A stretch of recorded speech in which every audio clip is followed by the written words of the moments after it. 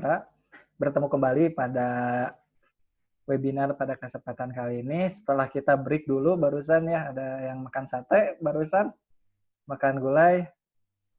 Nah, hari ini pada kesempatan ini kita akan memulai kepada materi yang ketiga.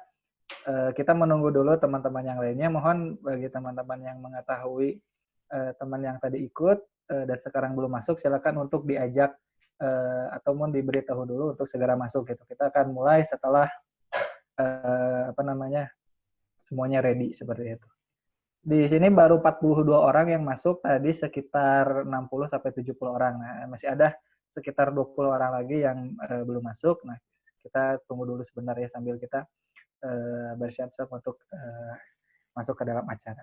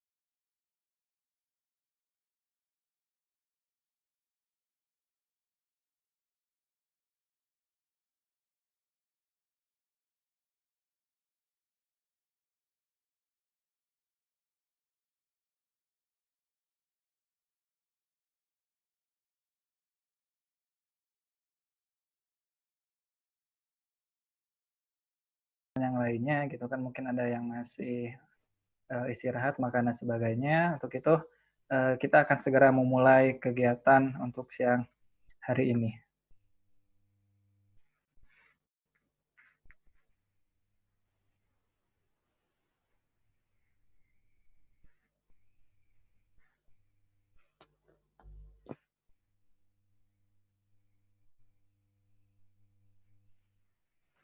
Oke, pada sesi atau hari pertama virtual seminar ini, pada materi yang ketiga ini kita akan membawakan sebuah materi yang berjudul Membangun Edukasi Budaya Keamanan Informasi dalam Tatanan Kehidupan Baru, yang akan nanti disampaikan oleh Bapak Alam Rahmatullah STMT.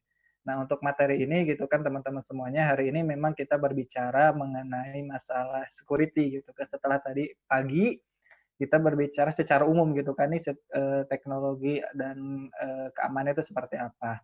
Lalu yang kedua dengan Pak Nur tadi kita berbicara dalam hal cloud gitu kan, cloud dalam hal keamanannya, lalu jika terjadi kasus penyerangan itu forensiknya seperti apa. Nah, lalu yang hari ini yang terakhir, materi yang terakhir adalah mengenai bagaimana sih tadi kan ada yang bertanya nih tentang password nih gitu kan, katanya kalau ingin nggak mudah dihack itu harus menggunakan password yang kuat. Nah, hari ini kita akan bersama-sama belajar mengenai tentang membangun budaya keamanan informasi. Salah satunya nanti yang dibahas adalah bagaimana tentang penggunaan password yang baik gitu kan, di mana password ini kan kita sering menggunakan password 1, 2, 3 sampai dengan 10 gitu kan, atau menggunakan nama kita sendiri, atau menggunakan nama pacar, nama mantan, atau nama pacar orang gitu kan. Apakah itu sesuatu yang baik apa tidak? Nah, intinya pada kesempatan kali ini kita akan membahas tentang materi tersebut. Namun sebelumnya saya akan menyapa dulu pemateri kita,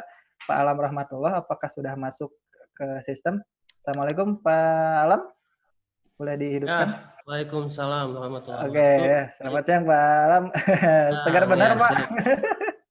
Ya, alhamdulillah Sudah ya. makan sate, Pak? Sudah makan sate, Pak? Udah ini mabok sate nih. Oh, udah bawa sate ya.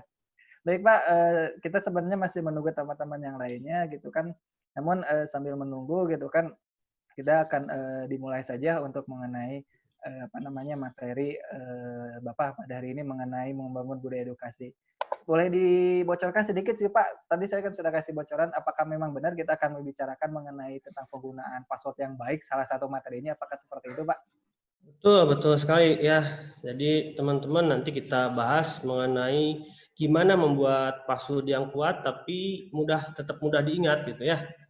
Nah, tentunya dengan sekarang ya tatanan kehidupan baru ini digitalisasi itu sangat semuanya ya gencar-gencarnya. Jadi semua sosmed segala macam kita menggunakan sistem. Nah, gimana manajemennya ya agar passwordnya tetap kuat tapi mudah diingat gitu ya. Oke ya, salah satunya itu apa namanya kisi-kisi. Nah baik teman-teman semuanya mohon Ya. disimak dengan baik nanti karena seperti biasa gitu kan nanti di akhir gitu kan Pak biasanya kita mau ada kuis nih tapi pertanyaannya dari Bapak gitu biar nanti apa namanya Bapak yang menentukan gitu ke pertanyaannya seperti apa lalu jawabannya seperti apa dan juga Bapak yang menentukan siapa yang menjadi pemenangnya. Baru nanti urusan hadiah itu sama panitia Pak. Ya, siap, mantap ya. Jadi Saya juga siapin hadiah nih. oh Nah, ada, ini ada alhamdulillah buku. khusus nih dari Pak Alam ya ini. Apa Nah, itu Pak? kelihatan ya Boleh lihat kan? bukunya. Buku itu Pak? Oh itu buku baru Nah, Bapak ya, itu Masya Allah. buku baru saya. Jadi Ya, informasi untuk semua teman-teman bahwa Pak Alam ini alhamdulillah beberapa waktu terakhir telah menerbitkan suatu buku ya Pak? Boleh ya, disebutkan betul. Pak bukunya apa Pak? Bukunya tentang keamanan, masih tentang keamanan ya. Masih keamanan, secure coding ya Pak? Ya, Dalam PHP. Nah, ini bukunya masih hangat teman-teman gitu kan nih langsung dari penulisnya luar biasa gitu kan nanti akan menjadi door prize dari teman-teman. Baik, untuk kesempatan kali ini kita mulai saja. Pak, sebelumnya saya akan membacakan CV Bapak terlebih dahulu baru nanti saya akan memberikan kesempatan Bapak untuk berbicara. Baik, bismillahirrahmanirrahim.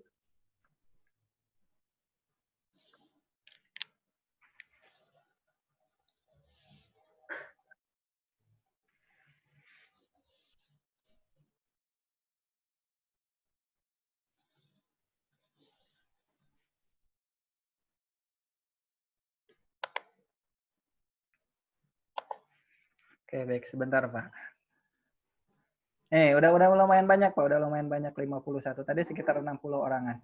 Dan juga Pak untuk apa namanya peserta ini gitu kan tadi lihat jauh-jauh Pak, alhamdulillah gitu kan tadi saya lihat bukan hanya dari Unsil gitu kan, tapi ternyata ada juga tadi saya lihat dari Setan juga, terus dari luar pulau juga alhamdulillah tadi karena kegiatan ini panitianya luar biasa, kita sudah share informasi ini kemana-mana bahkan juga kita update di Twitter bahkan di retweet oleh Pak Ono Pak. wes Alhamdulillah Pak. mantap Oleh ya. Pak Ono Purbo gitu kan apa namanya di retweet informasinya sehingga kan Pak Ono terkenal di Twitter sangat aktif Iya, sehingga betul. banyak juga di luar yang memang apa namanya tertarik untuk bisa mengikuti ini sebuah prestasi untuk kita semua karena Mantap. apa ya jujur saja untuk webinar mengenai cyber security ini mungkin Pak masih jarang sebenarnya di dunia yang lain pun kebanyakan apa namanya ya bersifat umum saja tapi langsung teknis kepada bagaimana mengamankan dan sebagainya itu memang agak sulit dicari gitu kan karena biasanya ilmu-ilmu seperti ini memang hanya bisa didapatkan dengan mengikuti kelas khusus dan sebagainya. Namun hari ini apa namanya Himpunan Mahasiswa Informatika Unsil ini memberikan seminar mengenai ilmu yang mahal ini secara gratis bagi teman-teman sehingga teman-teman semuanya gitu kan mohon untuk bisa menyimak dengan seksama gitu kan pada kesempatan kali ini karena ilmu ini apanya sungguh-sungguh sangat berharga. Nah, oke baik saya sudah jadi host sekarang tadi masih jadi tamu. Sebentar. Oke, saya screen dulu. Oke. Apakah sudah tampak di layar mengenai CV beliau teman-teman semuanya? Ya, sudah. Sudah ya, baik. Kita mulai saja untuk kegiatan hari ini karena tadi sudah dibuka. Saya langsung saja selamat datang kepada seluruh peserta pada kegiatan virtual seminar ini, di mana pada kesempatan siang ini setelah dua pemateri yang tadi kita akan mengawali namanya materi yang baru gitu kan dengan judul membangun edukasi budaya keamanan informasi dalam tatanan kehidupan yang baru. Pada kesempatan kali ini pematerinya adalah Bapak Alam Rahmatullah STMT. Saya akan bacakan terlebih dahulu CV-nya seperti yang tertera.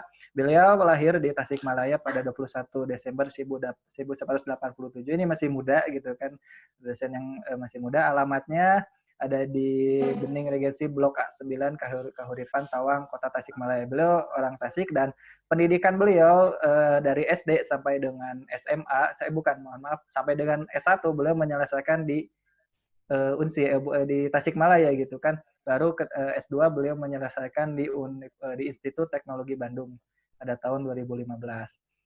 Nah, lalu pengalaman beliau ini sungguh luar biasa teman-teman semuanya. Sejak dari mahasiswa gitu ya, sejak dari mahasiswa beliau telah menjadi asisten dosen gitu. Bahkan asisten dosennya nggak satu ini, tiga ini.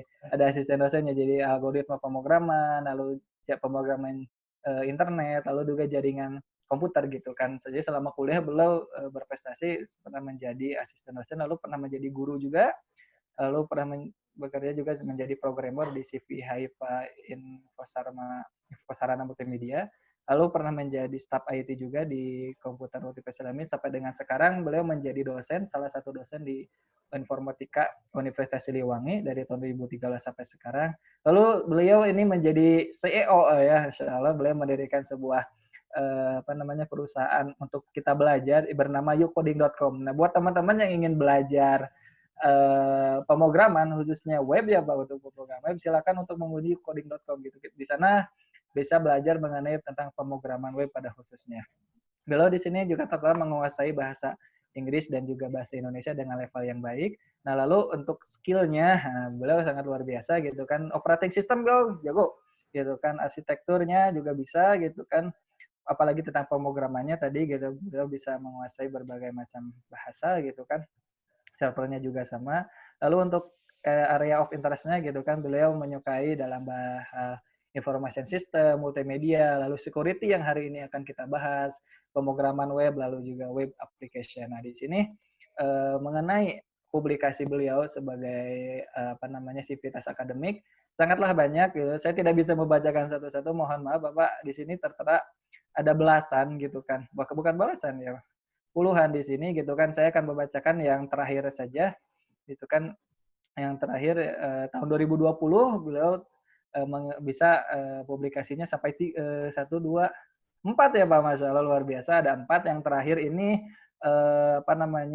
di Indonesian Journal of Information System dengan web scraping gitu kan.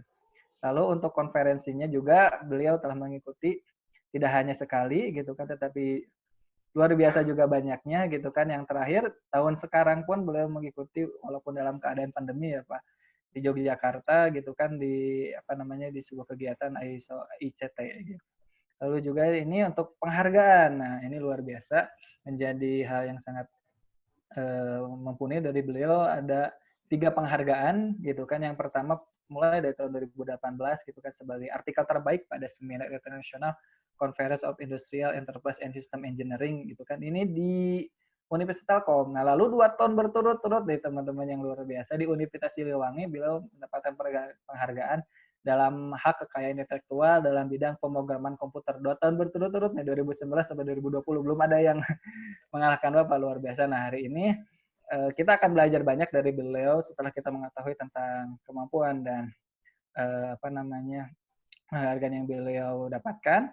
Saatnya kita akan belajar mengenai tadi edukasi mengenai keamanan cyber, karena ini penting banget. Setelah kita belajar di awal, ternyata ilmu keamanan itu penting, namun teknisnya nih harus bagaimana. Nah, kita akan belajar kepada beliau.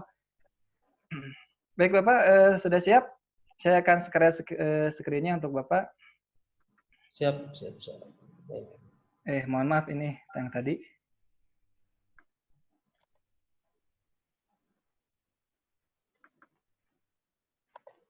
Apakah sudah tampil Pak? Belum? Belum nih, kayaknya harus di kelas dulu, Sep, yang browsernya. Di stop dulu, Sep. Share screen. Oke, sebentar.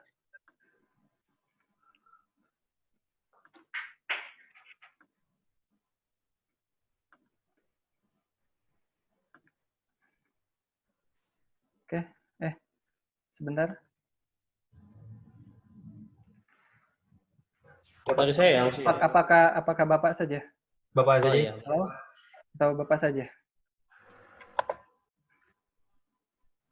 Oke, baik. Muncul ya? Sudah Pak, sudah muncul Pak. Nah, Oke, baik. Kepada teman-teman semuanya, hari ini kita akan mendengarkan materi beliau. Aturannya tetap sama seperti tadi gitu kan, untuk mendengarkan silakan di-silent-kan. Dan untuk pertanyaan nanti di akhir, dan insya Allah nanti kita akan melaksanakan kuis. Nah, untuk selanjutnya saya persilakan kepada Pak Alam untuk bisa memberikan materi. Kepada Pak Alam, saya persilakan. baik, terima kasih moderator ya, Asep dengan panitia ya, tim yang sangat bagus ya, awal permulaan untuk kita mengadakan acara-acara virtual. Mudah-mudahan kedepannya kita bisa lebih aktif lagi ya. Sebelum kita mulai, suara saya jelas ya? Sudah Pak, cukup Pak. Cukup ya, cukup ya. Baik. Kita mulai. Bismillahirrahmanirrahim. Assalamualaikum warahmatullahi wabarakatuh. Waalaikumsalam. Ya, temanya ya di acara ini kan pandemic and polemic in the continuation of industrial revolution 4.0 ya. Nah, di sini saya mengambil turunannya adalah membangun edukasi budaya keamanan informasi dalam tatanan kehidupan baru. Masih nyambung ya. Nah, di sini yang perlu kita garis bawahi adalah faktor manusia merupakan titik terlemah dalam sistem keamanan informasi. Jadi nanti kita ya sebagai end user pengguna ya, yang tentunya pada era ya pandemi ini ya itu menjadi faktor yang terlemah, sehingga apa sih gitu ya nanti yang harus seperti apa sih gitu yang akan kita lakukan ya.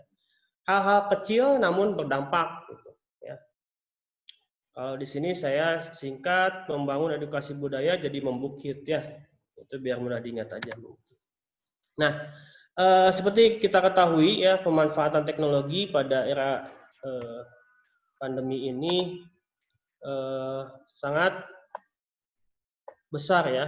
Jadi efeknya dari mulai kesadarannya di masyarakat masih rendah.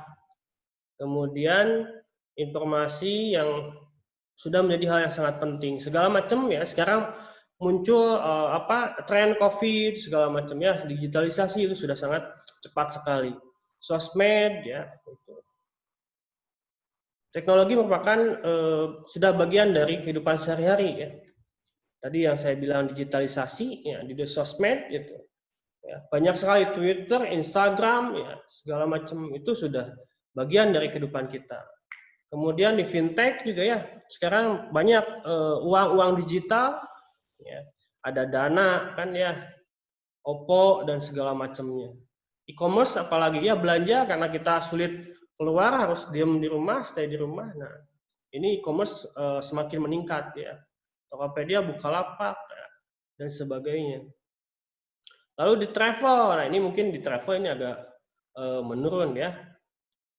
Travel agak sulit. Kalau sebelum ini kan semua pembelian tiket segala macam itu dilakukan secara online gitu ya. Komunikasi, nah ini juga ya, dan lain sebagainya. Di bidang kesehatan juga, apalagi ya teknologi informasi ini sekarang sudah mulai beralih ke IoT ya, Internet of Things, segala macam konektivitas menggunakan jalur internet ya. Kemudian ada juga yang pakai RFID dan lain sebagainya ya. Kemudian dampak dari work atau study from home ya, WFH ini dari COVID-19 ini, teleconference ya, application ini meningkat ya. Jadi bahkan sekarang trennya adalah Zoom, penggunaan Zoom itu semakin meningkat ya. Dan lainnya walaupun ada gitu ya, Meet, Jitsi, Webex dan sebagainya. Kalau secara tren di sini efek WFH itu mampu meningkatkan pengguna internet sampai 20%. Ya. Jadi pada dasarnya kita sudah terbiasa ya, dengan teknologi informasi ini. Nah, apalagi ditambah WFH, kondisi seperti ini itu semakin meningkat. Cuman yang jadi masalah bagaimana nih keamanan informasinya, ya. Sistemnya bagaimana? Nah, ini hasil survei. Ya, ini masih data 2018 kalau nggak salah. Tapi saya lihat belum ada update terbaru lagi dari APJI ya, Asosiasi Penyelenggara Jasa Internet Indonesia. Ini Indonesia sangat luar biasa ya, 64,8% itu semuanya produktif ya, menggunakan layanan internet. Jadi 171,17 juta jiwa ya penduduk Indonesia itu aktif dari total populasinya 264,16 juta. Itu semua pengguna internet baik melalui line ya, fiber optik atau wireless ya. Nah, kemudian hal tersebut ya menimbulkan banyak kasus. Nah, di sini contoh-contoh kasus ya kita akan bahas di dalam negeri dulu. Nah, cuman bagaimana di luar? Ya, nggak jauh beda lah gitu ya. Sama halnya sebenarnya tidak aman-aman juga, masih tetap ada permasalahan ya. Data breach di sini 7,8 juta yang masih hangat kemarin penumpang Lion Air ya bocor itu dipertukarkan di dark web ya. Cuman di sana menurut informasi belum diketahui nih data yang bocor itu apa aja. Apakah hanya username, password atau sampai detail ya. Yang lebih ngeri lagi sampai ke kartu kredit atau ya. Itu sangat ngeri sekali ya kalau sampai bocor semuanya. Kemudian di e-commerce juga kemarin yang heboh tuh 91 juta ya Tokopedia ya. Jadi pertamanya ada akun Waisodang katanya menawarkan 15 juta data akun pengguna Tokopedia itu di dark web ya. Ini berkaitan juga tak lama ya 1,2 juta ini Bineka ya. Berhasil diretas. Jadi portal berita JDNet yang melaporkan Shiny Hunter mengklaim memiliki data pengguna dari 10 perusahaan bidang internet. Berarti tidak hanya Tokopedia, Bineka, ini masih banyak mungkin yang masih disembunyikan ya. Dan dijual senilai $18.000 ya, atau sekitar 269 juta. Ini data saja ya, raw data. Jadi data langsung gitu ya. Belum diapa-apakan, ini dipertukar belikan, dijual belikan ya. Nah, di sini tak lama juga KPU ternyata ya pemerintahan kita juga ternyata bobol ya. Di KPU itu 2,3 juta data penduduk bobol di sini. Nah, walaupun KPU ini menyatakan hanya bersifat publik saja ya. Contoh data publik misalkan nama, alamat, nomor identitas ya, NIK, kemudian nomor kakaknya. Nah, ini karena jadi hasil capturean di sini ya 2,3 miliar Indonesian citizenship ya data raw. Kalau datanya di sini terbongkar ya. Nah, ini jelas sekali ya ada logo KPU-nya di sini. Kemudian sampai folder semua baca. Ya, ini bisa berbahaya tentunya ya. Dimanfaatkan. Sekarang kan operator itu mencoba meregistrasikan semua nomornya melalui nomor induk KTP. Bayangkan kalau ini disalahgunakan. Ya. Orang yang mau menipu menggunakan NIK sudah ada di sini datanya, bahkan alamatnya tahu. Gitu ya. Jadi orang yang bersangkutan nanti tidak melakukan hal itu, ya disalahgunakan oleh orang yang tidak berwenang gitu. Ini bahaya sekali ya, masalahnya ngeri di sini. Kemudian kasus di luar gimana? Ternyata sama saja ya. Ada juga permasalahan tidak hanya di dalam negeri di sini. Ya, masih hangat tuh 2018 Marriott ya. 500 juta data ya di Starwood ya. Dikatakan penyidikan internal menemukan penyerang telah dapat mengakses, ini dari 2014 ya, sangat miris sekali. 2014 baru ketahuan 2018, itu kan selama 4 tahun itu data sudah diapakan gitu ya. Jadi Marriott ini ya membeli Starwood pada tahun 2016 menciptakan jaringan hotel terbesar. Jadi di luar ya, di luar negeri itu jaringan hotel, ya, itu semuanya bocor itu ya. Jadi semua yang terhubung dengan jaringan hotel Marriott ini berarti datanya semua sudah bocor ya. Jadi ada 5.800 properti kemungkinan yang sudah hilang ya, bukan hilang tapi bocor ya, udah diketahui orang ya. Kemudian di sini 1,5 juta terpengaruh oleh peretasan yang menarget data kesehatan. Ini paling ngeri juga ini. Dalam medis ya, bayangkan kalau data medis saudara itu disalahgunakan. Yang tadinya sehat jadi sakit. Mau melamar kerja, oh dia orangnya sakit. Ya, blacklist. Ngeri juga kan ya. Oh ini orangnya yang sakit jadi sehat gitu. Wah, kacau ini ya. Jadi seberapa parahnya itu ya ketika data itu berhasil terungkap gitu. Kemudian itu masalah pencurian data. Masalah lain misalkan mengenai error atau bug atau virus ya. Di sini nah ini bukan untuk dicontoh oleh teman-teman mahasiswa ya, kalau ada yang mahasiswa di sini. Aplikasi Kudo. Nah, jadi lewat aplikasi Kudo ini mungkin ada yang sudah mencoba atau menggunakan ya. Mahasiswa berhasil bobol bank 16 miliar ya. Nah, ini melalui apa ya? Bisa banyak faktor ya. Apakah memang dari aplikasi Kudonya atau dari pihak ketiga ya. Kan semua sistem sudah terhubung ya dengan third party biasanya. Aplikasi pihak ketiga. Apakah dari aplikasi pihak ketiga itu ada bug sehingga menimbulkan vulnerability, maksudnya dari sana. Atau memang dari aplikasi itu sendiri ya, dari bank tersebut bisa. Berarti kalau ini aplikasi Kudo yang terhubung ini ya, third party dari bank tersebut. Ya. Kemudian yang heboh lagi di sini Mandiri kemarin ya. Nah, ini sempat ya saldo saya juga yang lagi dicek jadi hilang ya. Ada yang hilang, ada yang bertambah ya.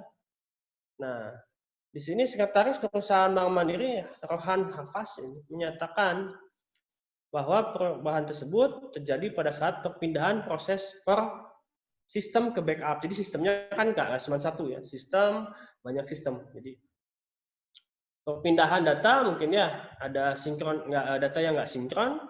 Nah, cuman dampaknya apa di sini?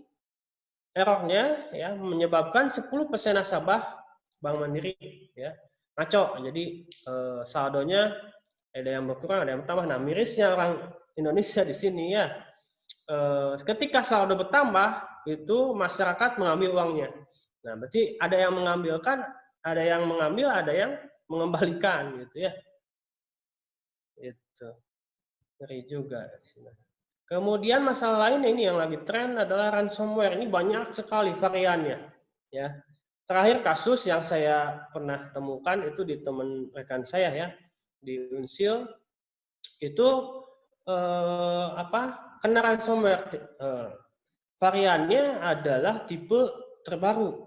Ya. Sehingga, sulit juga ya datanya sudah terlock. Jadi ransomware ini sejenis malware ya, dia tidak menghapus datanya, tapi dia akan mengenkrip, mengunci. Jadi orang yang mau membuka filenya itu minta bayaran ya. Nah, ini bayaran pun belum tentu ya nanti datanya akan dikembalikan. Seperti itu ya, jadi kasus-kasus yang terjadi. Nah, lalu banyak sekali nih permasalahan ya. Jadi dengan teknologi informasi, permasalahan justru bertambah juga ya. Lalu pengamanan terakhirnya bagaimana?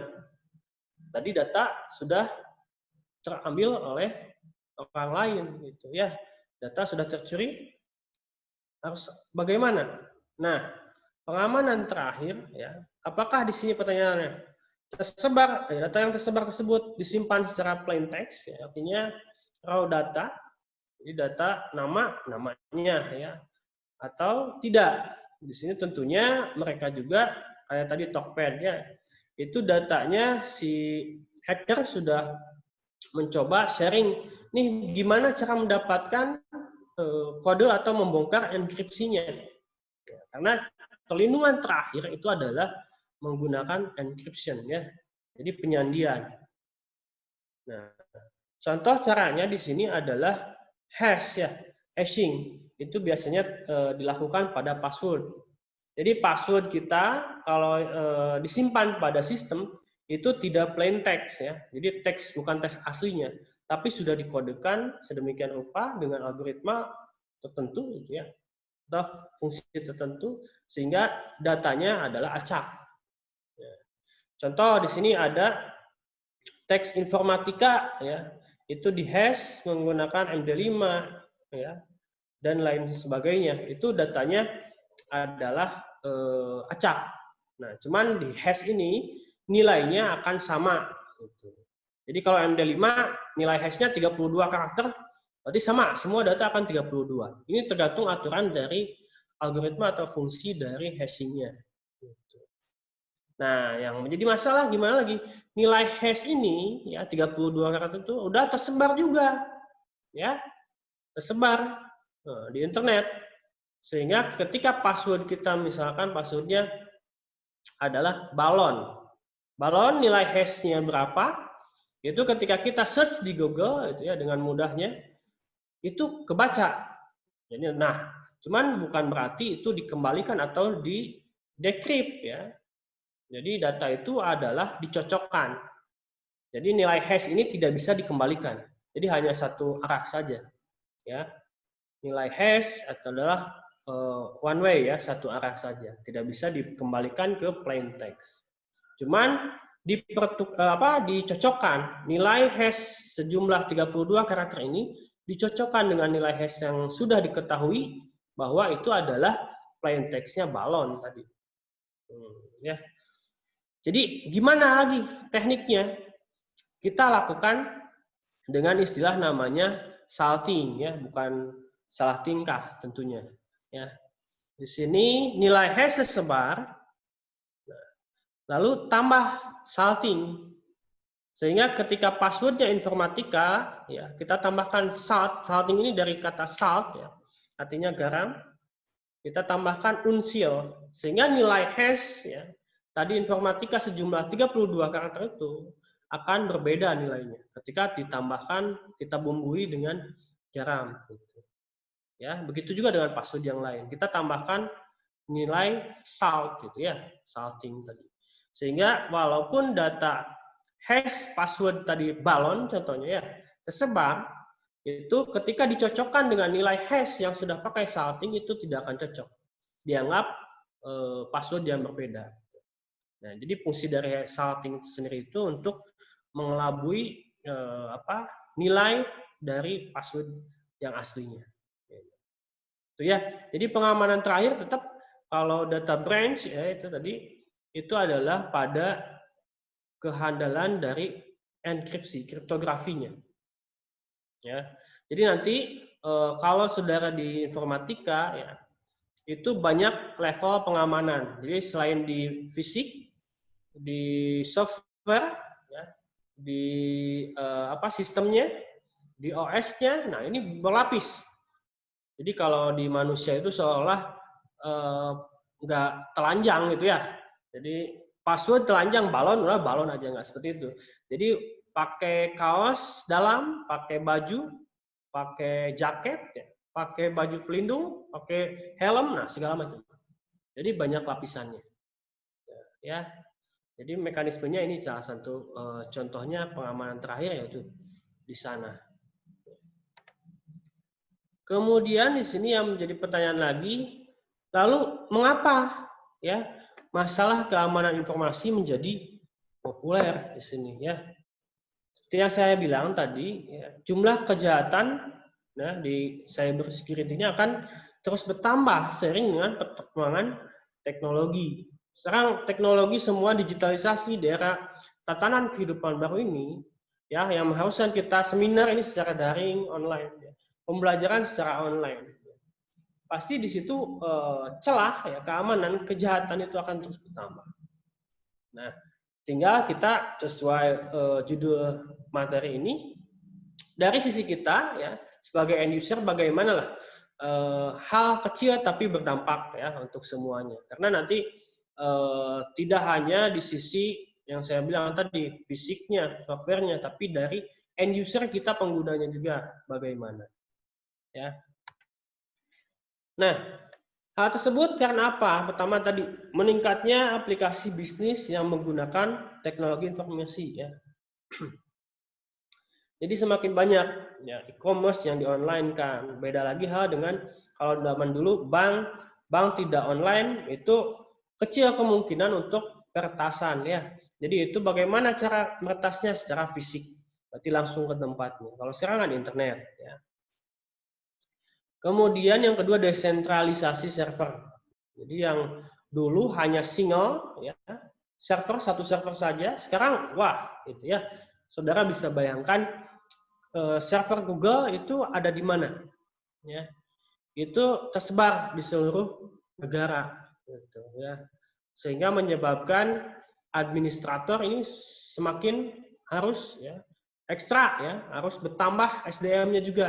Semua harus di-manage. Ya. Tidak hanya dalam satu lokal, satu tempat saja. Belum backup sistemnya. Ya, gitu. Selanjutnya transisi dari single vendor ke multi vendor. Nah, sekarang produk-produk itu semakin variannya. Kalau dulu hanya IBM, misalnya, sekarang dari Cisco-nya, wah produk macam-macam. Itu sehingga apa? Knowledge dari si SDM-nya, ya, kemudian adminnya segala macam itu harus paham lebih dari satu vendor, multi vendor. Nah, berarti celahnya kan saya hanya bisa di Cisco nih. Nah, berarti di produk lain bagaimana celahnya? Ini jadi kendala juga. Ya. Jadi nanti si hacker itu akan melihat kemungkinan-kemungkinan bisa masuk melalui apa? Melalui mana? Jalur mana? Dan yang terusnya adalah meningkatnya kemampuan pemakai di bidang komputer. Ini ya, jadi secara detail ini diulas di mata kuliah KI sebenarnya. Ada istilah-istilah bagi orang yang memang mempunyai kemampuan ya, plug and play disebutnya ya. Jadi di YouTube contohnya kita buka cara melakukan ya device misalkan. Contohnya demonya itu lengkap sekali gitu ya. Jadi meningkatkan kemampuan pemakai. Oh, caranya begini. Ini crack-nya sudah disediakan pula. Ya, satu kali klik, satu kali aksi itu semua bisa ke device kayak gitu. Nah, jadi hal-hal tersebut ya itu akan meningkatkan kemampuan si penyerang juga. Ya. Artinya di kita nanti sebagai sistem security-nya itu juga harus update ya knowledge-nya. Gitu. Kemudian hal lain adalah kesulitan dari penegak hukum. Nah, penegak hukum ini terus saja harus update ya. Kemajuan dunia komputer dan telekomunikasi itu sangat cepat. Ya. Kalau sekarang trennya IoT bagaimana nih? Harus dibuat aturannya. Kalau ada yang melanggar melalui jaluran Internet of Things bagaimana? Harus seperti apa? Aturannya apa? Sanksinya apa? Itu harus jelas. Ya. Kemudian yang terakhir adalah semakin kompleksnya sistem yang digunakan. Oh, tentu ya. Nanti ketika saudara ke dunia nyata ya, itu ketika membuat bisnis proses yang sudah jelas, misalkan bisnis proses kampus itu akan terus berkembang sesuai kebutuhan. Nah, artinya sistem tersebut akan terus ya bertambah kompleks, bertambah detail gitu. Sehingga apa yang harus dilakukan dari setiap penambahan tersebut ya itu akan menimbulkan celah lagi gitu ya. Celah keamanan lagi gitu ya. Sehingga masalah keamanan ini akan terus populer ya seiring berkembangnya teknologi informasi, penggunaan teknologi informasi. Gitu. Oke. Nah, tadi dari masalah-masalah tadi ya, kita ulas dasar keamanannya dari sisi kita ya end user itu seperti apa. Jadi pertanyaan di sini, apa saja biasanya yang menjadi prasyarat keamanan? Jadi saudara, kalau mau aman bagaimana? Gunakan password, ya, atau firewall, atau enkripsi sampai enkripsi. Nah, itu ya. Ini yang nanti kita ulas di bagaimana menumbuhkan budaya keamanan informasi sehingga kita sebagai end user itu mampu ya menguatkan keamanan gitu ya. Kecil dari sisi end user tapi berdampak besar juga. Nah, tadi ya contoh kita menggunakan password. Tapi passwordnya ini ditulis gitu. Ya, bahkan ditempel ya. Kalau adminnya server dia takut lupa nulis di notes, ditempel lagi di monitornya. Orang datang penyerang, ini emailnya apa, passwordnya apa, selesai semua ya. Jadi the end ya, selesai semua bisa dibobol gitu. Kemudian firewall juga ya. Ini yang lucunya firewall, tapi tidak tepat ya. Firewall ini hanya di bagian pintunya. Nah, sementara bagaimana pinggirnya ini masih kita bisa loncati.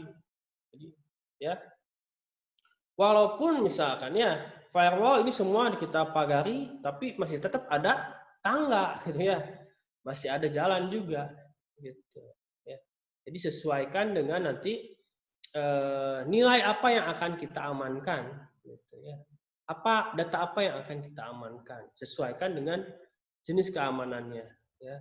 Ya tidak juga kalau kita misalkan di sini punya data data publik misalkan tadi ya data nama, alamat, nah itu apakah harus pakai gemboknya, harus pakai firewall pagarnya yang kuat, bagaimana? Disesuaikan juga, tidak seperti itu ya. Disesuaikan dengan nilai dari data yang akan kita lindungi. Gitu.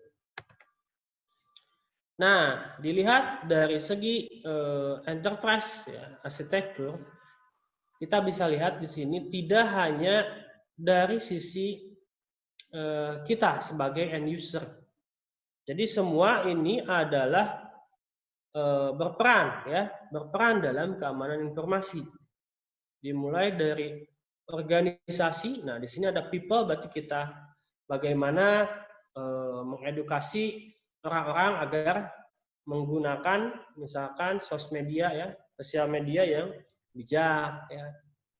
Kemudian prosedurnya mengikuti kalau laptop itu harus pakai password, levelnya apa ya, apakah user atau admin, police dan sebagainya. Dari software sistemnya bagaimana? Ya. Begitu sampai detail. Seperti yang saya tadi bilang, ada beberapa lapis keamanan ya. Berapa lapis? Nah, ratusan gitu. Kalau iklannya seperti itu. Jadi keamanan seperti itu ya. Semua ada lapisannya, bagian basic ya, middle, kemudian dan seterusnya tadi ya. Kalau manusia pakai baju, dipakai jaket, nah itu agar aman ya. Nah, ada 3 prinsip dasar pada keamanan informasi ya. Biasa istilahnya adalah CIA ya. Confidentiality ya, integrity, availability. Nah, di sini konfidensial artinya kerahasiaan ya. Bagaimana informasi yang kita miliki ya pada sistem kita ya adalah hal yang rahasia. Tentunya pengguna lain yang tidak berhak itu tidak dapat mengaksesnya. Ya. Atau dengan kata lain, pihak yang berwenang saja yang bisa mengaksesnya. Itu berarti aspek confidentiality-nya harus tercapai. Ya. Solusinya gimana? Penerapan enkripsi. Jadi walaupun tadi data branch ya, kalau datanya di enkripsi, artinya tidak bisa dibaca secara langsung. Harus ada cara lagi untuk bagaimana membobolnya. Ancaman pada confidentiality ini adalah mengenai password strength ya. Jadi lemahnya password digunakan, ya, yang digunakan itu mudah ditebak atau istilahnya ada brute force. Brute force itu uji coba satu persatu ya. Jadi kalau password kita lemah, misalkan ada 4 lah karakter. Itu dimulai dari huruf, angka, segala macam, coba A, B, C, D, E, F, G terus ya. Kalau 1, 2, 3 gimana?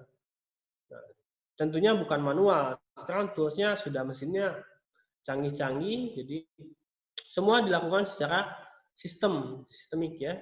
Jadi oleh sistem kapan waktunya ya, seberapa lama. Nah, jadi nanti kita ada aturannya, makanya bikin passwordnya. Kemudian malware ya, masuknya virus ya, yang dapat membuat backdoor. Nah, ini jalan belakang ya. Kemudian social engineering, namanya security awareness. Jadi kalau social engineering ya, ini kaitannya dengan kita sebagai end user. Ya. Kesadaran kita sebagai end user bagaimana ya agar tidak mudah, istilah kutip ya, dibohongi gitu oleh penyerang ya. Biasanya orang yang kita kenal ya udah tahu tempat tinggalnya di mana, siapa ibunya, siapa ayahnya, wah itu ya. Jadi kalau bikin password yang berkaitan dengan identity kita itu nanti mudah untuk dibobol ya. Kemudian data integrity. Nah, di sini data tidak dirubah dari aslinya. Ya. Jadi bagaimana caranya agar data ya tetap itu konsisten, data terjaga gitu ya. Integrity ini dapat dicapai dengan menerapkan strong encryption. Jadi kekuatan enkripsi tadi sehingga data ketika awal kita kirim ya, kita encrypt, nah di tengah-tengah ada yang intercept, ada yang ngambil, tetap data itu tidak akan terbaca gitu ya. Yang baca adalah kode-kode acaknya gitu. Yang lain halnya adalah autentikasi ya, seperti yang saya bilang tadi. Nah, ini saudara ketika menggunakan user di Windows itu sebagai user biasa atau sebagai admin. Nah, ini ketika menggunakan sebagai admin artinya levelnya adalah level tertinggi. Nah, orang yang berhasil masuk kemudian mendapatkan level admin saudara, berarti itu udah selesai juga ya. Semua komputer bisa dikontrol itu karena level tertingginya. Sehingga di sini autentikasi atau level access control ya itu harus dibatasi juga ya. Akses kontrol untuk operasional di kantor misalkan ya gunakanlah level yang operasional, user biasa saja ya. Kalau levelnya lebih tinggi lagi administrator ya. Jadi sesuaikan akses kontrolnya. Kemudian tadi availability, ketersediaannya. Jadi kalau tadi dari data keamanannya ya, kerahasiaannya, confidence, integrity dari datanya, bagaimana data itu agar tetap terlindungi. Terakhir adalah dari ketersediaan. Nah, penyerang akan sulit nih di confidence, di integrity sulit. Kita coba sistemnya diserang, ya. Bagaimana melumpuhkan sistemnya agar tidak dapat diakses oleh orang yang legal, ya, orang yang berhak, gitu. Sehingga orang lain tidak bisa mengaksesnya, dianggap sistem ini down, ya. Maka bagaimana agar tercapai availability-nya? Itu harus ada DRC ya, biasanya Disaster Recovery Center, gitu ya. Jadi cadangan resource apabila terjadi bencana, gitu. Pernah nggak kita googling ya, tapi jaringannya atau si Google-nya off itu? Tidak kan, karena redundansi tadi, ya. Kalau mati listrik di server kita ya sudah selesai kan, mati juga gitu. Nah, redundansi bagaimana? Kemudian ada DRC-nya, backup plan-nya. Di tempat kita nih terjadi bencana alam. Nah, otomatis sistem akan down ya, mati. Nah, gimana? Ada DRC tadi di tempat yang lain bisa di on sehingga ketersediaannya masih terjamin. Gitu. Ya. Kemudian dari segi hardware penyimpanan, ya, itu ada mekanisme RAID. Ya, ini dipelajari juga di mata kuliah Orcom ya. Ada RAID 0, 1, 2 dan sebagainya. Bagaimana cara meredundansi agar dalam hard disk gitu ya, banyak itu kita bisa gunakan resource bersamaan ya. Mau itu di clone atau digunakan resource bersamaan gitu ya. Jadi kalau dari 5 hard disk misalkan 1 tera, 1 tera semuanya berarti jadi 5 tera. 5 tera itu apakah kita clone semua menjadi 5, jadi ada 5 cadangan ya, data yang sama, atau kita gabungkan jadi 5 tera tersebut, atau seperti apa, itu tergantung nanti konfigurasinya. Sehingga ada data satu hard disk yang failure atau rusak, nah ini 4 ini masih on gitu ya. Kemudian terakhir backup data. Nah itu. Jadi 5 hard disk tadi cukup nggak? Nah belum ya, harus ada backup lagi. Kalau kelimanya mati, ya backup plan-nya di mana? Ada juga, ya. Jadi kalau kita nanti berbicara infrastruktur itu harus dari bahasan khusus juga, itu arsitekturnya berlapis juga, ya. Nah lalu dari segi kita ya, bagaimana kita membangun budaya keamanan informasi, ya. Dan tadi disebutkan faktor manusia. Jadi tadi keamanannya ya kita sebutkan pakai kaos dalam, pakai baju, pakai jaket ya, pakai sweater, pakai jaket misalkan, pakai helm ya, pelindung, pakai shield di depannya, pakai apalagi rantai ya, gembok. Tapi di kitanya end user nih, ya, yang tahu passwordnya, saya nulis passwordnya nih, takut lupa ya, username admin, password admin, tempel lah di monitor, wah, DN semua ya. Jadi arsitektur yang begitu canggihnya tadi ya, itu selesai semua itu. Karena dari kita end usernya itu titik terlemahnya. Ya. Kan kalau di film-film ini gimana nih? Laki-laki ya sistem adminnya dipelajari dulu, admin laki-laki masih jomblo misalkan ya. Sukanya tipe perempuan yang gimana? Nah, coba social engineering ya, datangkan perempuan yang sesuai dengan spek sysadmin tadi gitu ya. Coba dekati itu ya. Kalau lobby, ini mah ke pacar, kasih aja username passwordnya, kita terbuka. Udah the end juga ya akhirnya itu. Jadi memang titik terlemahnya dari kita. Nah, mari kita sekarang bangun budaya keamanan informasi ya di era revolusi industri keempat ini ya, dalam tatanan baru apalagi. Pertama itu adalah aware. Jadi kita sadar bahwa kita posisinya tadi adalah sysadmin. Kita adalah posisi yang vital sekali gitu ya. Atau kita misalkan punya data TA misalnya, skripsi, disertasi ini berharga sekali. Ya kan kalau saya sidang, mana kamu datanya ya ketika mau sidang, Pak, saya malam ini begadang minum kopi tumpah. Nah itu baca tadi apa? Availability-nya ya tidak tersedia datanya. Ya, datanya hilang. Wah, selesai ya. Jadi aware, kita harus sadar, ini penting nih ya. Ini adalah data, ini adalah nilai yang sangat penting bagi saya itu, atau bagi perusahaan atau bagi kampus nanti ya. Kemudian setelah kita identifikasi apa saja nih data yang penting, lakukan apa lagi gitu ya. Pertama, lindungi komputernya, kita aktifkan firewall-nya ya. Di sini yang pemain software bajakan, nah ini juga ya harus dihindari gitu. Jadi kan crack-nya biar bisa jalan, firewall-nya matikan, antivirusnya matikan, wah itu ya.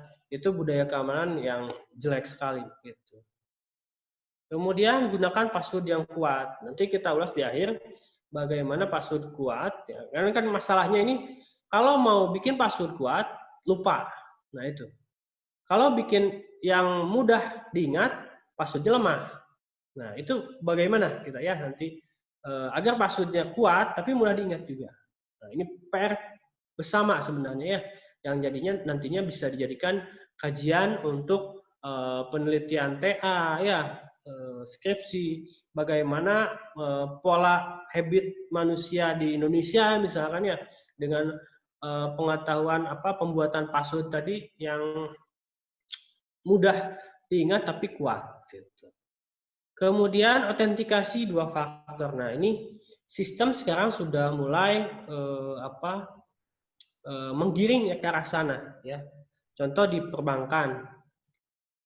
Kita biasanya ada istilah 3 ways ya, ada 3 cara untuk autentikasi. Yang pertama adalah something you know. Jadi contohnya adalah password. Sesuatu hal yang kita ketahui, password ya. Something you have itu adalah token yang kita miliki apa. Ini di perbankan sudah mulai diterapkan. Ya. Di ATM kita masukkan something you have. Kita punya kartu ATM-nya.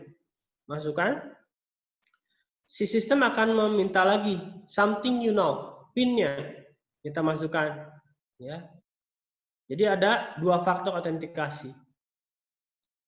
Ada lagi yang something you are, ya. Dimiliki kita apa? Biometrik, ya. Kalau tadi ATM baru 2 ya, autentikasinya something you know, something you have. Kalau di sistem keamanan lain, misalkan ada tambahan fingerprint untuk masuk ke ruangan. Jadi di film-film juga kita sering lihat ya, itu benar adanya, nyata adanya ya. Mau masuk ruangan, kita masukkan ID card, ya. Kita masukkan PIN, kita scan, misalkan retina ya, atau fingerprint. Jadi autentikasinya lebih dari 1. Itu harus dibiasakan. Kalau saudara nanti sebagai software engineering, itu membuat sistem atau software yang seperti itu. Jadi autentikasinya tidak hanya password ya. Jadi multi gitu. Kemudian hindari kata sandi yang sama. Nah, ini juga nanti ya kita ulas. Bagaimana password yang kuat tadi, tapi sistem misalkan sekarang kita punya sosmed, ada apa ya? Facebook ya Mas ya. Instagram.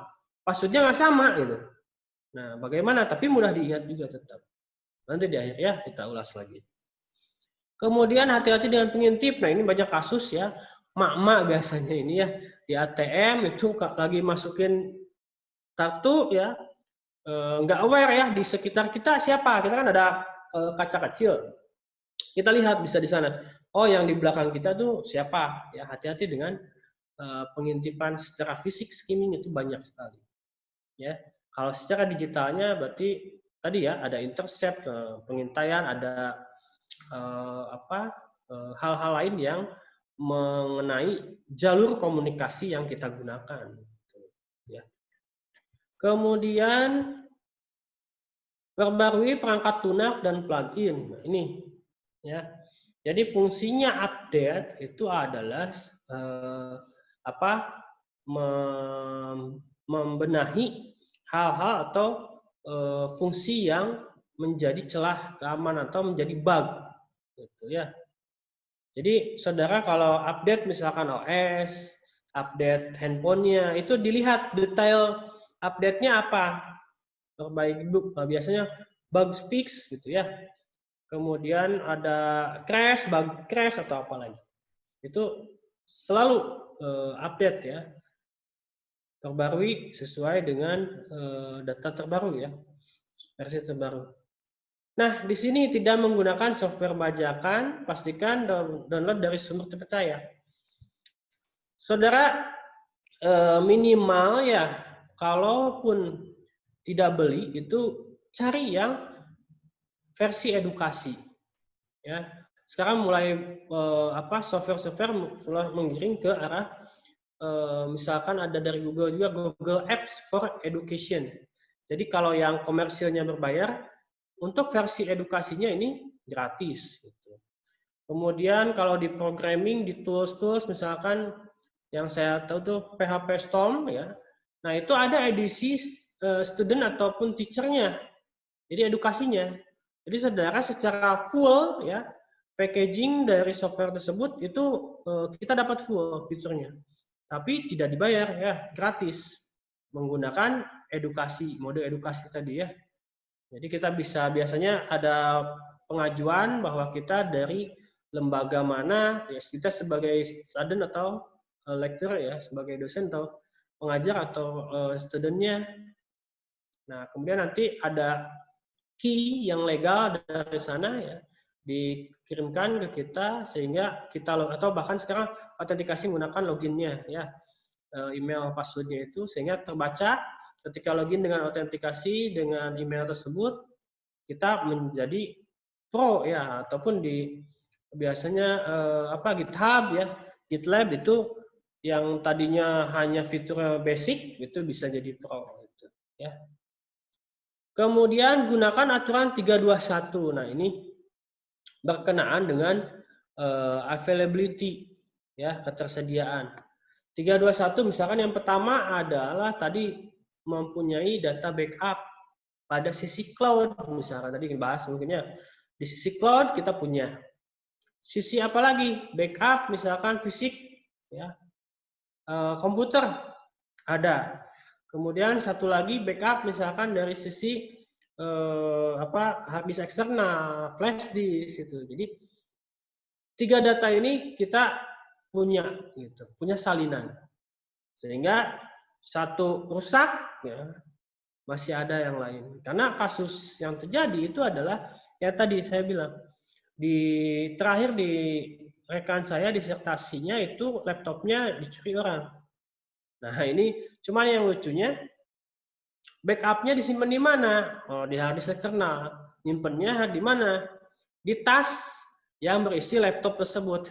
Sudah selesai lagi ya. Nah, itu. Kalau instansi saudara itu menggunakan GAVE tadi ya, Google App for Education, itu ada resource Google Drive yang unlimited. Itu bisa digunakan sebagai tadi penyimpanan cloud kita. Ya, silakan dimanfaatkan. Jadi tidak hanya di hard disk eksternal, di flash disk-nya, tapi di cloud-nya tadi juga disimpan ya, disinkronize. Nah, terus ada lagi yang ini sering sekali nih ya. Biasanya ya di orang tua kita ya mudah dikelabui. Jadi jangan sembarangan buka link. Ya. Linknya misalkan 3.000 sepatu gratis Adidas ini yang banyak ya di-share melalui WA, ya WA group sebagaimana. Itu klik link ini agar misalkan saudara terpilih mendapatkan atau Adidas bagi-bagi ya sepatu gratis atau apa bagaimana. Itu jangan mudah terkelabui seperti itu. Atau melalui email ya. Silakan misalkan buka formulir ini untuk mendapatkan hadiah atau apalah. Ternyata isinya ada malware ya yang menginstal Keylogger misalkan ya. Keylogger itu semacam aplikasi malware yang dapat membaca semua aktivitas input dari komputer kita. Bayangkan ya, ngeri sekali. Jadi semua password, semua ketikan kita itu tercatat ya, dan itu terlaporkan secara real time. Gitu. Ngeri sekali. Pak Alam, mohon maaf Pak Alam sebentar. Ya.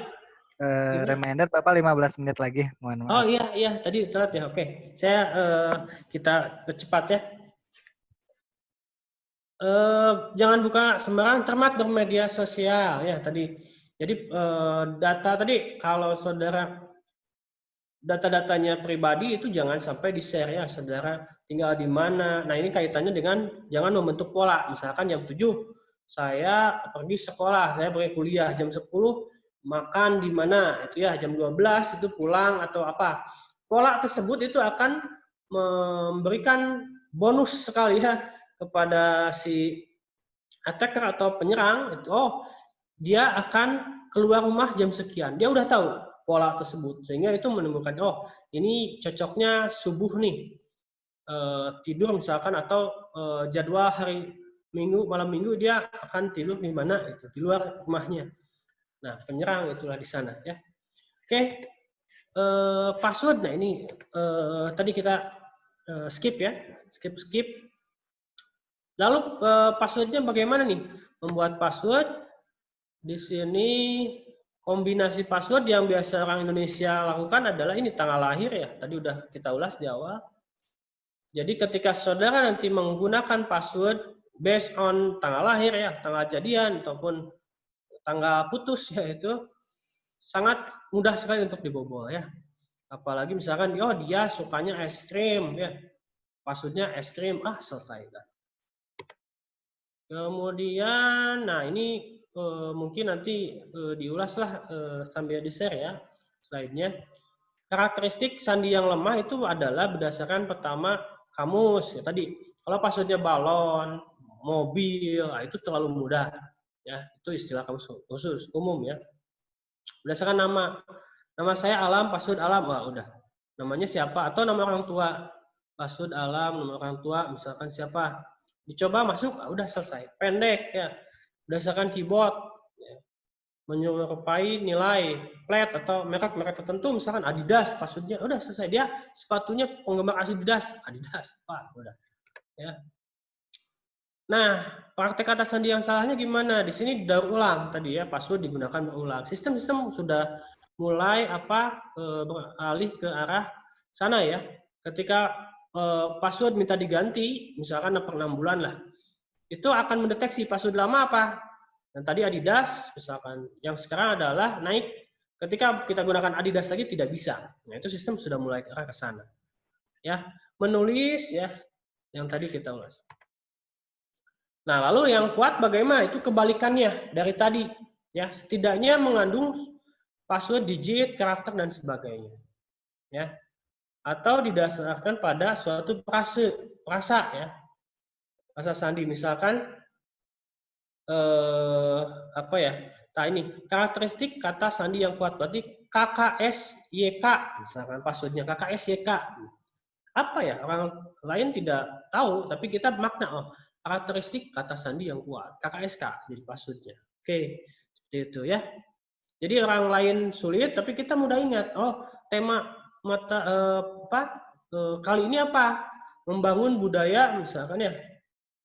Keamanan informasi di tatanan kehidupan baru ya, membumi atau apa itu ya, jadi passwordnya itu. Kemudian kerentanan tadilah dari end user ada sniffing sebagai macam ya, tebakan spoofing server, ada keylogger tadi udah diulas ya. Nah ini saja ya strategi membuat password yang kuat tadi, ini ke pokok utamanya ya, tapi mudah diingat. Nah, saya ada video di sini.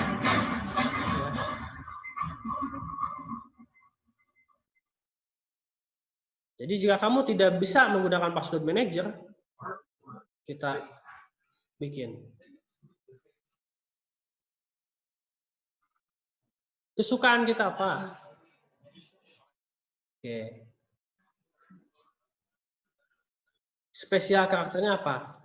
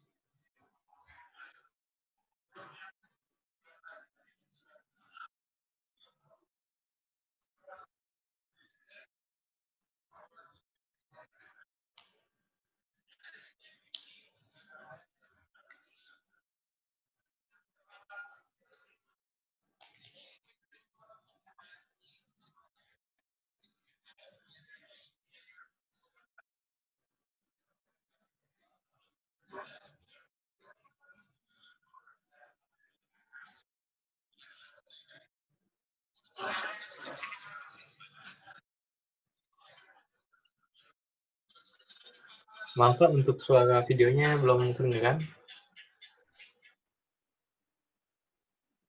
Oke, selesai ya. Nah jadi, oke, barusan kita ulas, bagaimana membuat password yang kuat, tapi sistem yang berbeda juga itu passwordnya nggak sama dan mudah diingat. Jadi kita pertama orientasikan kesukaan kita apa, ya. Kalau contoh tadi ada es krim, ya min, tacos ya. Kemudian kita suka apa lagi? Misalkan uang ya, money. Kita simpan special code di tengah-tengahnya. Misalkan tadi es krim dolar ya, min dolar gitu. Kemudian sistem yang kuat sudah terbuat nih dari tadi ya, berdasarkan karakteristik strong password itu terdiri dari lowercase ya, kemudian special karakter ya, simbol. Kemudian kalau sistemnya banyak itu buat FB tadi ya, buat e-banking misalkan BNI, Mandiri, nah kita tambahkan lagi misalkan tadi FB, minta kos segala macam. Nah, sehingga jadi unik ya. Setiap sistem ini untuk PFB nih kita tambahin tadi. FB minta kos kesukaan saya apa. Nah, jadi kuat tapi mudah diingat. Dan setiap server atau sistem itu yang berbeda akan beda juga, unik ya. Jadi kalau kita simpulkan di sini, keamanan berbanding terbalik dengan kenyamanan. Di mana kita ingin nyaman ya, mudah diingat tuh tadi, tapi passwordnya lemah. Kemudian pengen nyaman nih, kalau kita buka laptop langsung kebuka kan, kalau tanpa password kurang nyaman nih, harus buka dulu passwordnya. Akan terus berbanding terbalik ya. Jadi tidak akan ada yang aman 100%, tapi kita bisa mengurangi reduce kemungkinan pembobolan ya, celah-celah keamanan. Jumlah kejahatan akan meningkat ya, sesuai perkembangan. Kemudian kerentanan ya tadi dari sisi kita end user. Nah, yang terpenting budayanya adalah selalu gunakan password yang kuat tadi ya. Jadi di brute force pun itu berapa tahun, juta tahun yang akan kebobolnya gitu ya. Komputasi seperti apa, secanggih apa ya harus membobol hal Unix seperti itu. Kemudian selalu aware ya, kita waspada ya, sadar apa yang ke ATM nih, sadar nih ada yang di belakang siapa, pinggir kita siapa.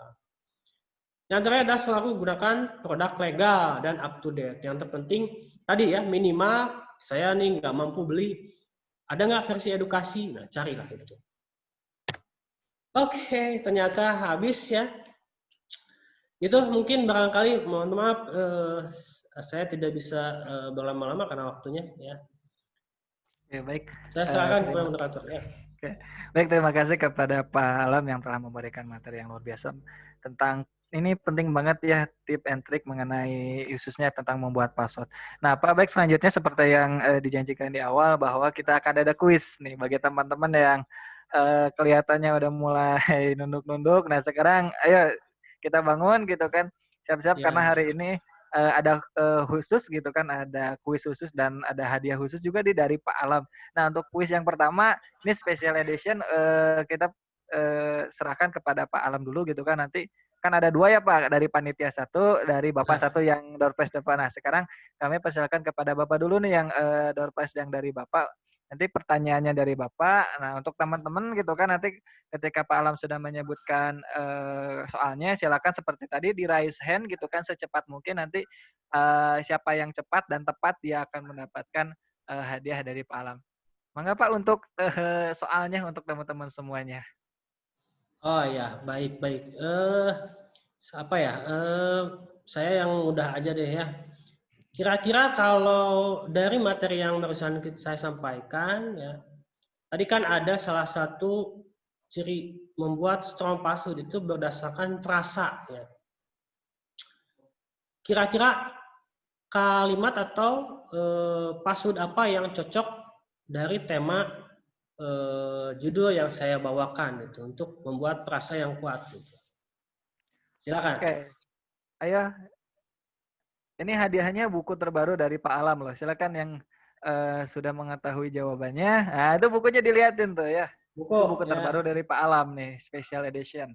Saya juga belum punya, Pak. Saya juga belum punya nih. Tertarik juga, tapi saya nggak bisa jawab nih panitia. Ke teman-teman yang lainnya boleh silakan berpikir terlebih dahulu gitu kan. Perasa apa ini yang cocok gitu kan. Tadi udah dicontohin sebenarnya. Tadi sih udah dicontohin sama Bapak gitu kan. Nah, teman-teman sekarang silakan buat lagi perasa khusus gitu kan. Kira-kira apa gitu yang khusus cocok ya buat tema kita. Apa kira-kiranya dari tema sekarang? Mudah ya diingat, tapi orang lain ya apa itu ya? Nggak paham tuh. Yuk. Ayo, waktu berjalan. Sepertinya ini lagi lihat-lihat ini, lagi coret-coret gitu kan, ini singkatannya apa ya? Ya. Jangan lama-lama teman-teman, jangan lama-lama gitu kan, 5 menit aja cukup, 5 menit aja cukup. Ayo bagi yang sudah, silakan di raise hand, nanti diaktifkan mic-nya gitu kan, agar bisa apa namanya disebutkan jawabannya apa.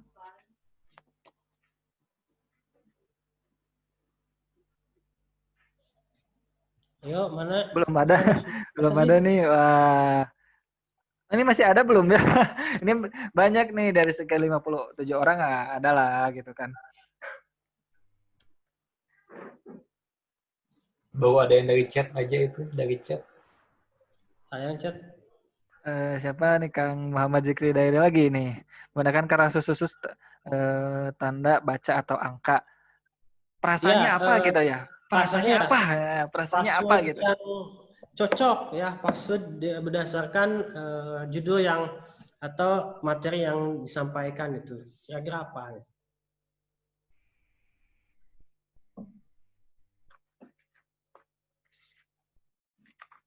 Ada tuh dari Asep. Apa nih MDH MD5H 5 katanya. MDH Apa 5. tuh?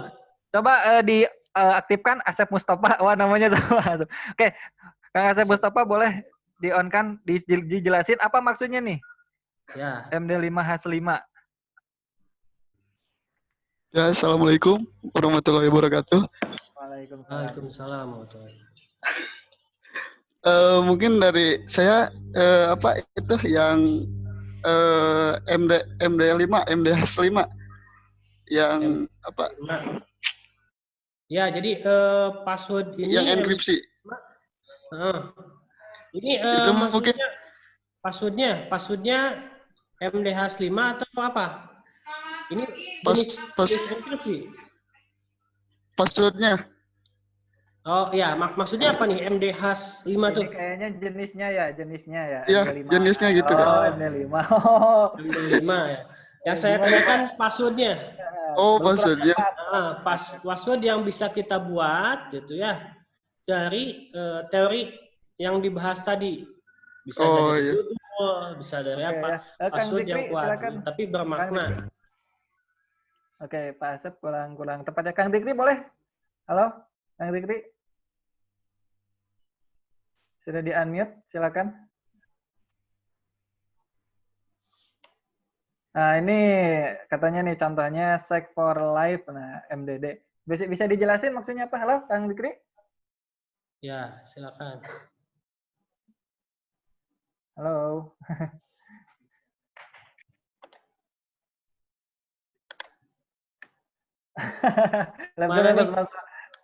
Hanya bisa ngetik sepertinya. Tapi benar gak Pak misalnya Seek for Life, MDD, tapi harus jelasin nih maksudnya apa nih? Ya, belum jelas nih. Security for Life. KIC. Oke, Dewi Wulansari, boleh dijelasin? On kan saja, Dewi. Suaranya aja. Iya. Oke, halo, Dewi silakan. KICOV itu kepanjangan dari Keamanan Informasi COVID Webinar. Webinar. Mau gimana Pak Alam? Coba satu lagi ada nggak? Ada lagi yang lain nggak? Webinar ya, bisa juga sih. Ya coba yang lain yang lebih nyeleneh ada nggak? Ada yang lain nggak? Laptopnya bermasalah katanya. Bermasalah. Ini harus dijelasin dulu Seek for Life ini apa nih maksudnya? Ya. Yo, ya. Yang ini lain ada yang lebih baru tiga nih. Aneh gitu, aneh tapi ya bisa kita pahami gitu. Ya, dan kuat tentunya ya tadi. Saya ingatkan kembali ya, bisa diambil dari tema nih. Temanya adalah membangun edukasi budaya keamanan informasi dalam tatanan kehidupan baru. Nah, itu judul materi Bapak. Nah, diambil bahasanya aja. Ya, misalnya diambil kata awalnya. Wah. Bisa itu. Ada yang lainnya?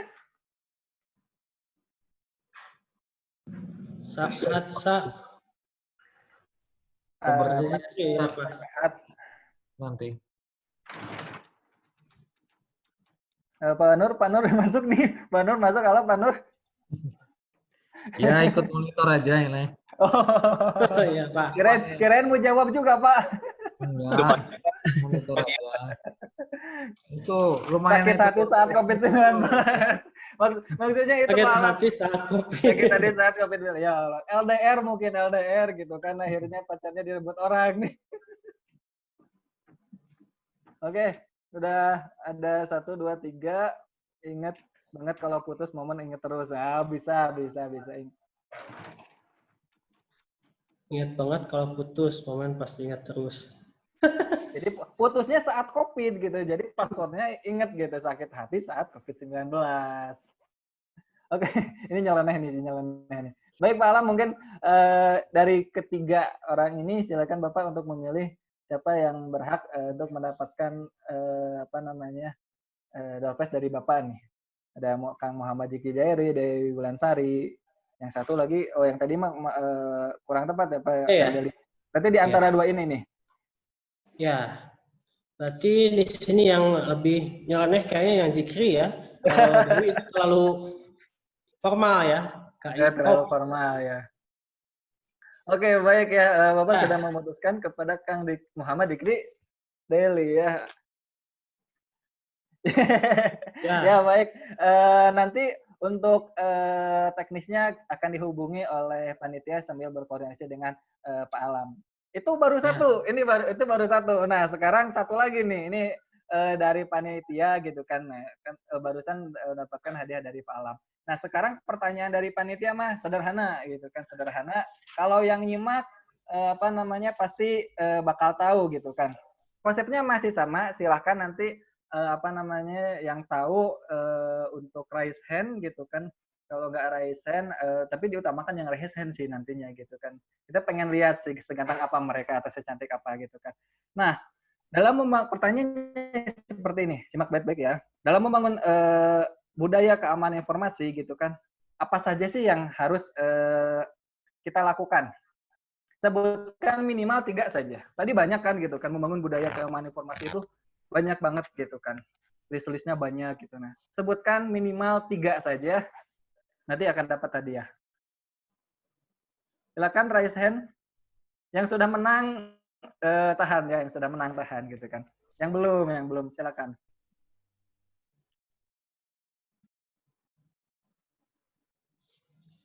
Saya ulangi lagi soalnya, sebutkan 3 gitu kan komponen dalam membangun budaya keamanan informasi. Tidak usah banyak-banyak, 3 hal saja gitu kan. Jadi kan Pak Alam menyebutkan banyak banget nih, membangun budaya keamanan informasi ini banyak sekali hal-hal yang harus dilakukan. Sebutkan 3 saja.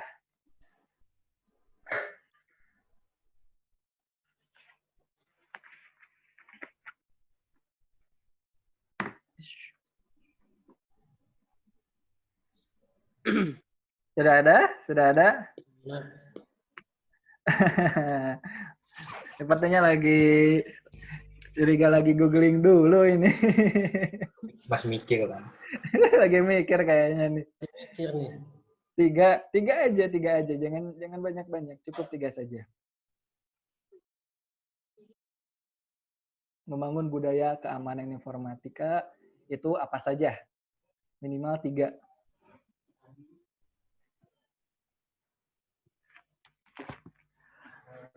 Oke, kita tunggu. Jangan lama-lama lah, 1 menit. Kalau nggak ada, berarti gugur pertanyaannya. Hangus. Hadiahnya pun hangus. Ada yang bisa jawab teman-teman semuanya? Ayo. Yang lagi Jangan-jangan buat semua nih. Pesertanya buat nggak? Enggak Pak, asli ini. Nanti kelihatan kalau lagi foto bersama. Ya, nundutan mungkin yang lagi nundutan silakan. Nggak ada yang jawab ini, nggak ada yang jawab. Ladiesnya kemana nih? Ladiesnya tadi Dewi doang nih. Mana yang lainnya? Ya. Jikri udah ya dari gentleman-nya. Ladiesnya mana nih? Perempuannya belum ada. Oke, tidak ada. Wah, ini sudah 1 menit nih. Oke, kalau tidak ada ganti yang lebih mudah lagi. Nah, itu. Adam Firdaus. Adam Firdaus Hermawan detik-detik akhir nih. Oke, unmute. Langsung. Sebutkan nama dari mana nih? Dari mana? Mohon maaf, gak apa-apa kalau gak pakai video call, soalnya Nggak apa-apa. kameranya jelek. Oh ya, santai-santai aja. Iya. Dari mana Kang Adam? Perkenalkan, nama saya Adam Firdaus Hermawan dari Universitas Siliwangi. Oke, ya. Silakan jawabannya apa, Kang? Itu yang membangun budaya keamanan informasi ya. Ya, apa saja? Yang pertama, gunakan password yang kuat. Yang kedua, perbarui software. Oke. Terus yang Apa ketiga, lagi? hindari kata sandi yang sama. Misalkan kalau di sosmed 1 itu beda dengan sosmed yang 2 gitu. Oh, oke. Sudah 3 atau mau tambah lagi 1? Kalau nambah lagi gak hadiahnya? Wah, itu tanyanya ke panitia, jangan ke saya. Saya mah usulan panitia juga. Iya. Oke, baik. Menggunakan hati-hati dengan pengintip. Oke, ya, benar, sama juga. Oke, sudah 4. Bagaimana Pak Alam? Jawabannya benar. Kalau dari saya sih benar. Betul ya, sama. Oke, ya baik. Selamat kepada Kang Adam Firdaus Hermawan mendapatkan hadiah door prize dari panitia. Nanti akan dihubungi oleh panitia ya. Jadi jangan kemana-mana ya. Ya, makasih ya. Oke, baik. Peserta yang kami hormati, alhamdulillah gitu kan, untuk materi yang ketiga ini tahap demi tahap kita telah lewati, mulai dari pemberian materi, lalu kuis, dan sekarang adalah untuk sesi tanya jawab gitu kan. Untuk sesi tanya jawab ini karena keterbatasan waktu, kami mempersilakan kepada 2 penanya saja. Silakan untuk yang ingin bertanya di raise hand, kalau tidak silakan di chat saja. Kami persilakan, silakan yang ingin bertanya mengenai materi yang Bapak barusan yang berhubungan dengan password gitu. Misalnya, Pak, saya menggunakan password nama pacar orang tapi dipakai gitu kan, A-nya jadi atau jadi 4 jadi 5, itu boleh nggak? Nah, kayak gitulah gitu kan.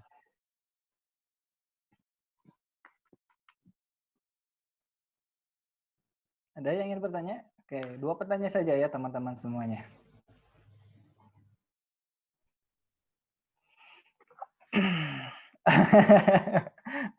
Oke, sepertinya Pak Alam ada. Ini apa nih, panjang bentar. Terus ke atas dulu nih, dari siapa? Dari Hai lagi. Ini panitia mohon ya, dari awal sampai akhir dia nanya mulu nih. Jadi harus dikasih hadiah. Ini Pak, pertanyaannya adalah, saya pernah mendengar tentang password manager yang dapat dibuka dengan menggunakan satu master password yang telah dibuat. Oke. Yang biasanya digunakan untuk menangani multiple unique password untuk beberapa akun. Nah, dalam hal praktek keamanan informasi, apakah hal tersebut dalam hal ini password manager baik digunakan dan jika dibandingin dengan menghafal unik seperti tadi, manakah yang lebih baik? Wah, ini pertanyaan kritis banget nih. Ya memang banyak Pak password manager gitu. Kira-kira aman nggak sih gitu kan kalau kita nyimpan passwordnya? Boleh Pak untuk dijawab. Baik ya, langsung saja mungkin di sini. Kalau inti pertanyaannya sebenarnya di sini apakah manakah yang lebih baik ya? Kita pakai password manager atau kita bikin tadi pengingat yang hafal unique password tadi gitu. Jadi secara sistem itu ya, ada banyak password manager, one password, crypto sebagainya ya, dan di dalamnya memuat banyak password untuk memanagenya. Tapi kembali lagi ya, aplikasi tersebut itu memerlukan password lagi ya bagi kita untuk membukanya. Sehingga kalau dibilang mana yang lebih baik, menurut saya itu yang tadi semua diingat dalam otak gitu. Unik gitu ya. Jadi tadi awal pembuatannya dari apa yang kita sukai, yang kita mudah ingat. Nah, kemudian kita bikin simbol-simbol yang uniknya apa, gitu. Sehingga tetap mudah diingat tapi kuat gitu ya. Dibandingkan dengan password manager, ketika password manager bobol, itu sama halnya semua kebaca nih password untuk ini apa gitu. Jadi kalau di sana pertanyaannya mana yang lebih baik, menurut saya itu tetap yang mudah diingat kita sendiri gitu daripada password manager. Tapi bisa juga itu dijadikan opsional ya. Tadi di video juga ada, kalau memang benar-benar saudara tidak bisa menggunakan password manager, membuat password yang mudah diingat dan unik itu lebih baik gitu. Sana ya. Terima kasih. Oke, baik ya, AI itu ya. Jadi intinya yang manual itu yang memang lebih baik dalam hal penyimpanan password, karena kalau yang ini online kebobol udah habis. Oke, next satu orang penanya lagi nih. Silakan bagi teman-teman, pertanyaan sangat luar biasa dari Kang Ai. Yang lainnya silakan untuk bertanya. Satu kesempatan lagi. Dari perempuan boleh nih, ya dari perempuannya belum ada nih, dari perempuannya belum ada. Ya, ladies-nya kelihatannya ada ya, banyak ya. Yang bermain apa namanya dari perempuan-perempuan. Halo, ada yang ingin bertanya dari perempuannya? Tidak ada. Oke, Pak, ini ada yang bertanya secara private ke saya gitu kan, mewakili dari yang lainnya. Jadi kan tadi di awal dijelaskan bahwa apa namanya? Oh ini nih, oh ini aja. Nah, ada Hanafi Mukhtar Ilyasa aja yang ini nih. Seberapa amankah penggunaan fingerprint sebagai pengganti paspor konvensional? ya, Karena sama juga sebenarnya ini samanya. betul, betul. Jadi kalau itu membandingkan tadi ya, sebenarnya yang lebih aman adalah tadi disebutkan itu multiple authentication. Jadi kalau hanya tadi satu ya, pertanyaannya kan itu fingerprint atau password. Itu yang lebih aman adalah keduanya. Jadi fingerprint tambah password, cuman tadi berbanding terbalik ya. Mau aman tapi kenyamanannya terganggu gitu. Jadi kalau mau masuk ruangan misalkan ya, kita masukkan fingerprint, kita masukkan lagi password. Nah, itu. Karena berbanding terbalik, tapi aman betul gitu ya. Itu faktor authentication. Kalau yang sekarang kan biasanya sistem login di komputer mana itu ada pemberitahuan di email bahwa sistem atau akun Anda telah login pada jam sekian gitu ya. Apakah itu legal ya atau itu benar di-approve oleh kita atau bukan gitu ya. Kalau bukan biasanya suggestion-nya ubah password atau apa gitu. Jadi kalau pertanyaan tadi kembali ke fingerprint, itu biometrik itu lebih kuat gitu ya dibandingkan ketika something you know password gitu. Tapi yang lebih bagus lagi multiple gitu ya, double. Oke, baik ya. Itu pertanyaan karena memang keterbatasan waktu, jadi mohon maaf gitu kan, hanya ada 2 penanya saja yang bisa kami akomodir. Nah, untuk teman-teman yang lainnya yang ingin bertanya boleh silakan untuk nanti menghubungi Pak Alam gitu kan nanti di luar diskusi ini. Nah, untuk selanjutnya gitu kan apa namanya? Karena kita sudah berada di ujung acara gitu kan, materi sudah diberikan, kuis juga sudah diberi, lalu juga pertanyaan kita sudah dan teman-teman juga sudah menanyakan, maka kita sudah berada di ujung kegiatan. Untuk kesimpulannya sebenarnya tadi Bapak juga sudah memberikan kesimpulan, pada intinya gunakanlah gitu kan apa namanya teknologi ini dengan sebijak mungkin, jangan sampai kita menggunakannya dengan ceroboh sehingga memang malah merugikan diri kita sendiri. Sebelum kita apa namanya menutup kegiatan ini, kita akan berfoto bersama gitu kan. Baik untuk teman-teman semuanya gitu kan, silakan untuk mengaktifkan kameranya, kita akan bersuah foto bersama. Nanti kita dari panitia akan men-screenshot. Silakan untuk di-on-kan semuanya. Ini kelihatan nih wajah-wajah bangun tidur ini. Nah, ini Bang ini seminar ini ya, virtual seminar. Kalau tadi ini masih apa saya? Oke. Yang lagi makan, oke. Yang lagi rebahan boleh, silakan. Oke, ini belum semuanya. Kita masih menunggu teman-teman yang lainnya. Ada 56 orang. Makin sore semakin berkurang ya. Pada loyo dari pagi, Pak. Besok lagi, Pak. Oke, sebentar ya. Ditahan senyumannya.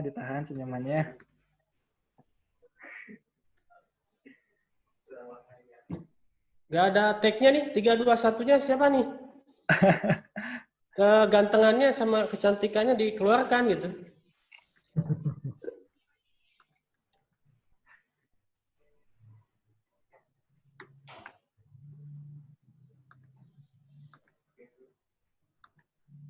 Bentar, ini belum semuanya nih. Ini peserta yang paling jauh mana ya? Tadi saya lihat Pak ada yang dari luar pulau juga, kalau nggak salah Lombok juga ada, PKN, terus dari daerah Jawa juga ada.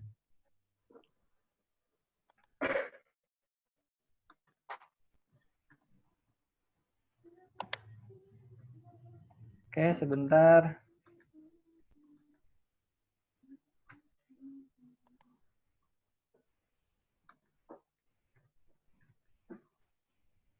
Si banyak yang off ya. Oke, siap semuanya. Senyum. 1, 2, 3. Oke. Sip, baik, terima kasih. Silakan bagi yang ingin di-off-kan kameranya.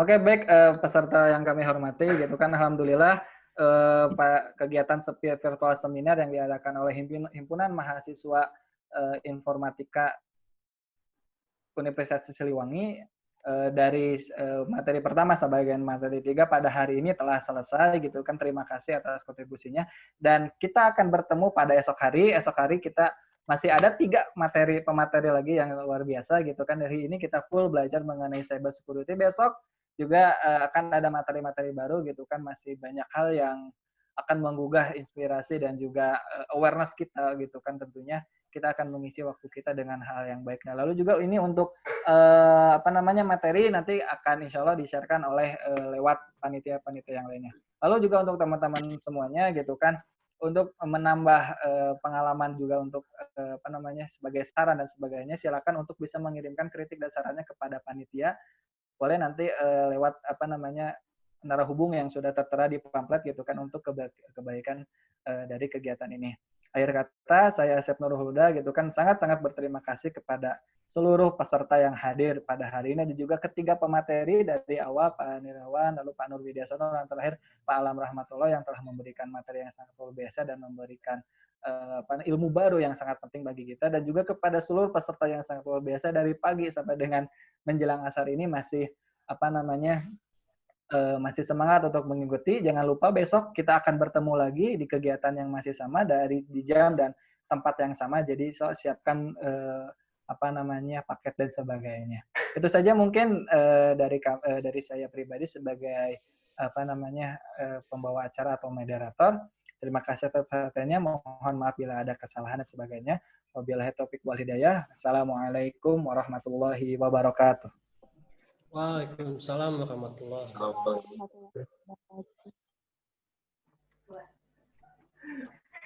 Ya, terima kasih, Chef, panitia. Yuk, saya pamit ya. Ya, baik, terima kasih ya. Terima kasih, Pak. Makasih yang jauh-jauh ya dari luar Tasik juga. Silakan nanti mampir aja ke Universitas Siliwangi ya kalau sudah aman, gitu kan. Jadi mampir ke gedung. Ya.